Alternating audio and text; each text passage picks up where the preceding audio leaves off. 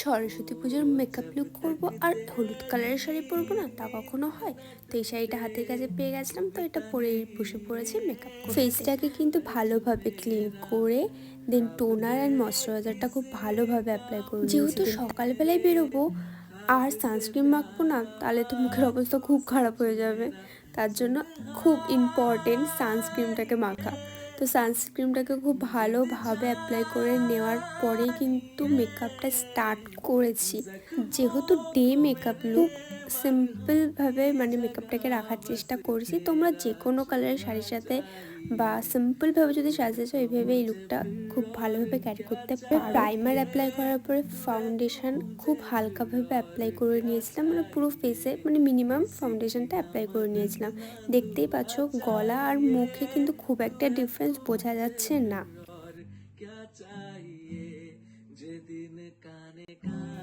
আমি তারপরে ব্লাশারটা অ্যাপ্লাই করেছিলাম, যেহেতু একদম লাইটের উপরে করব তার জন্য একদম হালকা করে ব্লাশারটা অ্যাপ্লাই করেছিলাম। আর দেন তারপরে একদমই মিনিমামভাবে কন্ট্রোল করেছিলাম, কারণ আমার ফেসে কন্ট্রোল করা লাগে না অতটাও।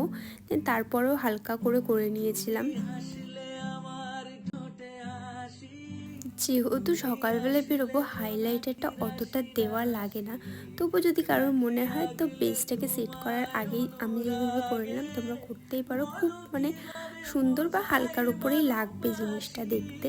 দেন তারপরে বেসটাকে আমি সেট করেছিলাম পাউডার দিয়ে। যেহেতু আমার ড্রাই স্কিন, তো আমার খুব একটা পাউডার দিয়ে সেট করা লাগে না। তোমাদের যাদের অয়েলি স্কিন আছে তোমরা একটু ভালো করে পাউডার দিয়ে সেট করে নিতে পারো। তারপরে আই মেকআপটা করে নিয়েছিলাম। আই মেকআপে আমি সত্যি কিচ্ছু করিনি, মানে জাস্ট দুটো কালার নিয়ে আমি একদম হালকার উপরে রেখেছিলাম আর একটু মোটা করে কাজল পরেছিলাম। দেন কাজলটাকে হালকা করে একটু ম্যাশ করে দিয়েছিলাম।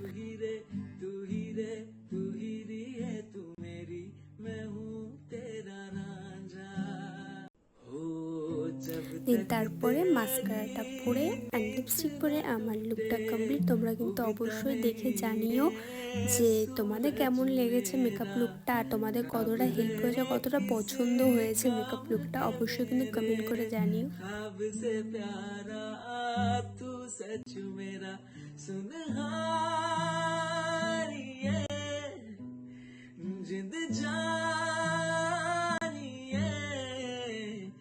जख्मों को मेरे मरहम की जगह बस तेरा छुआ चाहिए।